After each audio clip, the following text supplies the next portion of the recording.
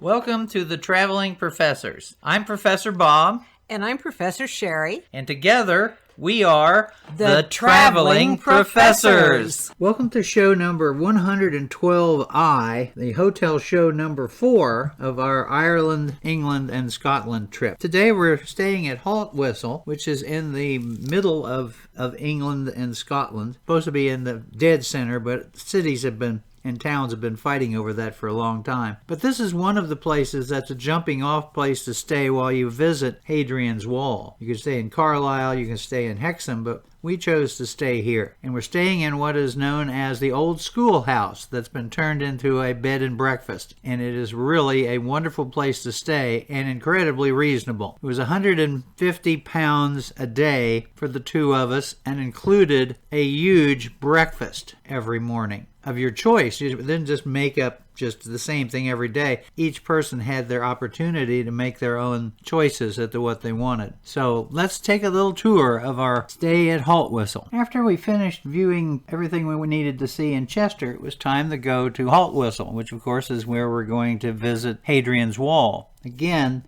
we're only going to be there for 2 days. Probably should have 3. We were very fortunate to get everything in the 2 days because you lose really 1 day in travel. So we got up in the morning, we went to Chester's train station, remember, right across from our hotel, and we have a little problem. We're supposed to make a change at one of the places on the way up that there's only a 6-minute gap. We were told that it wouldn't be any big deal because our train would stop, let us off, and the next train would be behind us. So we went to Chester, we find our train, we're ready to go, and nothing happens. What happened was the engineer on the train decided to take his 20-minute break. So we sat on the train for 20 minutes and then left. So obviously we were 14 minutes late getting to our connection. So when we got off of our train, we went up to the people there at the station and they said, it's not a problem. We'll just take this next train that's coming.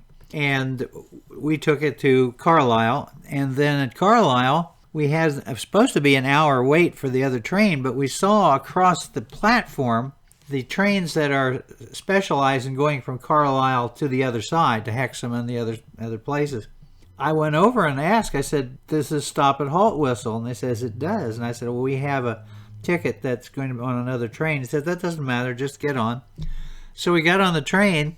We actually made it to Haltwhistle at the same amount of time that we would have if everything had gone right. And we were met at the station by the people who operated the bed and breakfast. The map looked like you could walk here real easy. It wasn't that easy. So we got in the car and they drove us to their bed and breakfast, which is what you see here. This is the old schoolhouse.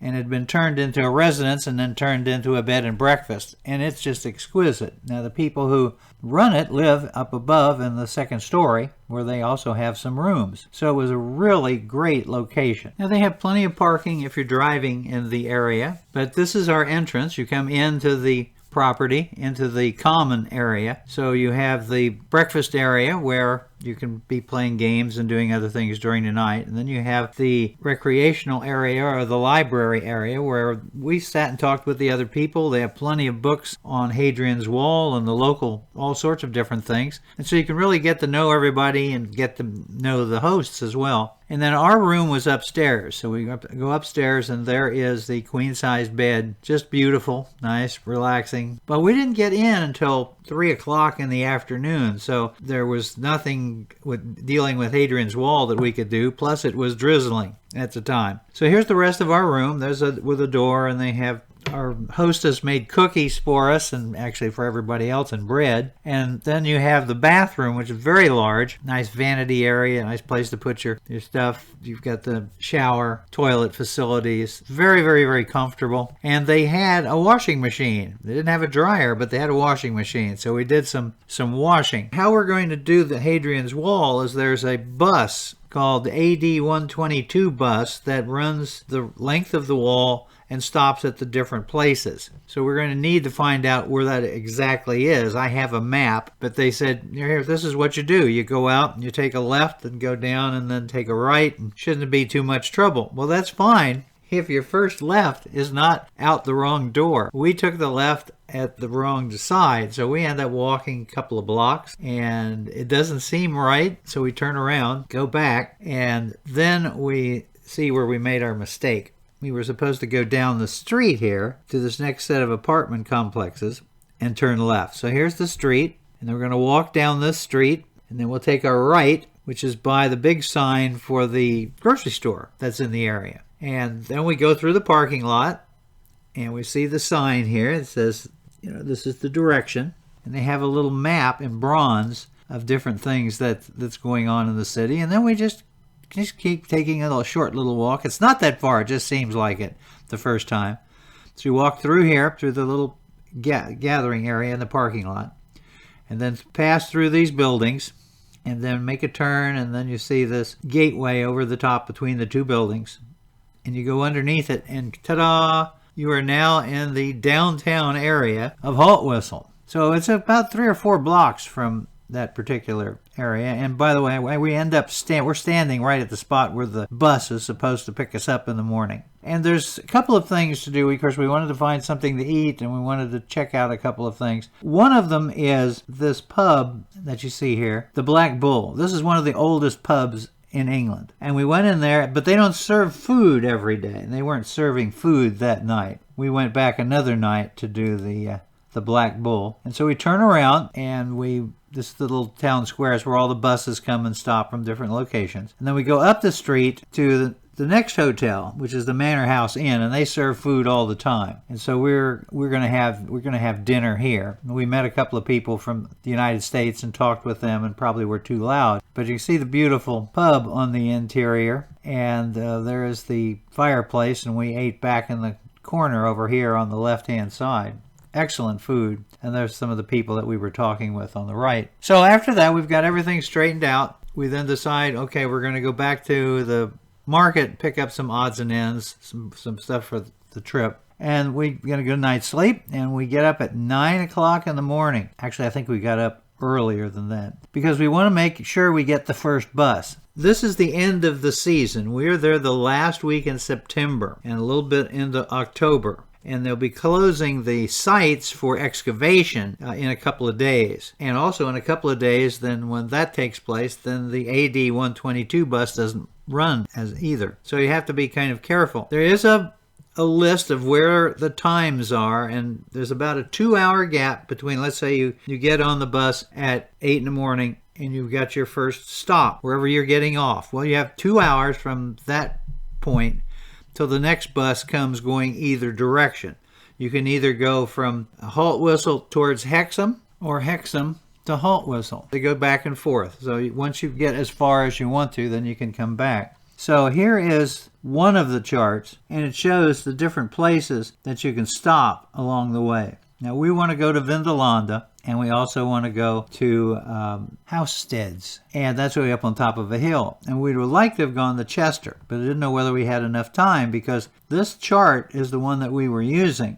And you notice it has 1, 2, 3, 4, 5, 6, 7, 8, 9 time slots. And you have Hadrian's Wall and the Chester Fort and Housesteads, Haltwhistle, and what have you. And there's the pickup times, and you have them going each direction. So I had one that turned the other way, so you could figure out who was doing when they were going by. And they have the same route. So we get on at Haltwhistle, and we're going to Vindolandia. So we go down here to Vindolandia, and then after we're there for a couple of hours, we get on the next bus, go to Housesteads. Sherry said it looked like we had plenty of time to do Chester, and that's one of her favorites because it has an incredible Roman bath. In addition, it is a spot where the wall has a bridge over the river, and you can still see some of the foundations of the bridge. So we then went to Chester. Now, I originally planned that what we would do is we would then go from Chester to Hexham, take the train back in case there was a misconnection.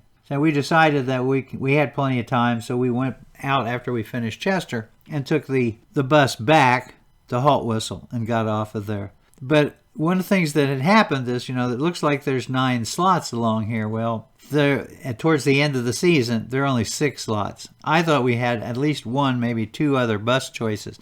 No, we had only 1 choice. If we missed the bus, it was an expensive taxi cab ride back to Haltwhistle. But it was easy to do. As obviously from the look of the bus, pretty easy to figure out which is which. And we just bought a ticket online for the whole day, and we just showed the ticket and get off and on. So that's how we toured Hadrian's Wall. Now, of course, we had one really big advantage. Sherry and I are both pretty experts on this topic, and Sherry in particular, because she actually dug at Vindolandia one summer. So we can go in, see what we need to see. If you're taking a tour or a group through here, you may not be able to cover as much territory as we did in the day that we had there at Hadrian's Wall. But you'll see that when we go through some of the different places. I'll do a video on each of the different Roman sites so you get an idea, not just this one picture of Vindolandia.